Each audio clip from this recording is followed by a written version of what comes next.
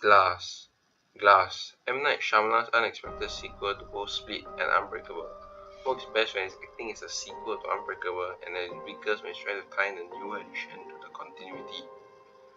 It's filled with all the big ideas that the director is known for, but due to what feels like rushed execution, strange narrative choices, and a shocking third act, it's likely that fans of both Unbreakable and Split are going to come away disappointed.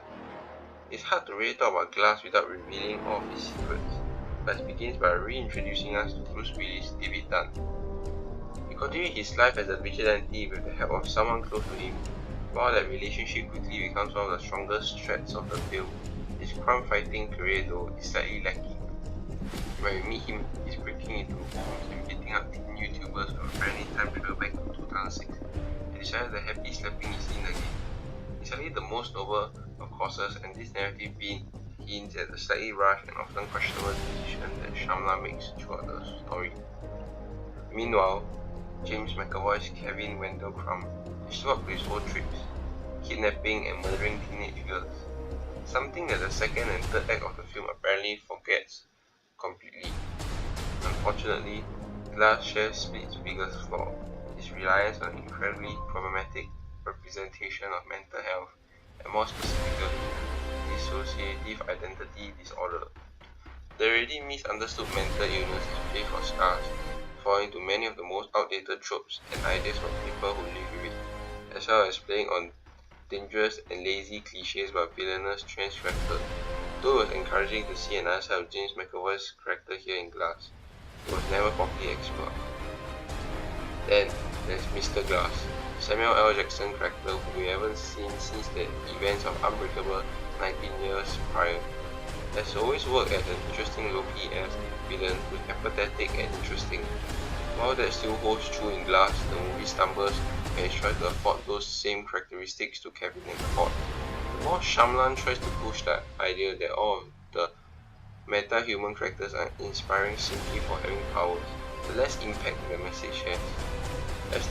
As that message is presented, we never really get an understanding of why we should think that Kevin represents anything other than his worst fiction.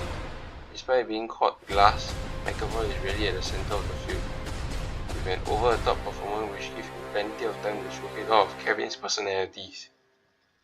So, is certainly a world where you could make an affecting, scary and thoughtful film about a character with DID, which seemed like the introduction of Sarah Paulson's Ellie Staples could enable. Instead, Glass just relies on stereotypes. Despite a major plot point being staple idea that the character's potential mental health issue caused their superhero delusions, the film never truly explores that avenue and only ever represents them as superpowered archetypes. Coming into Glass, one of the most exciting prospects was the addition of Paulson, who alongside Anya Taylor-Joy adds a gravitas and integrity to the unreal concept of the film.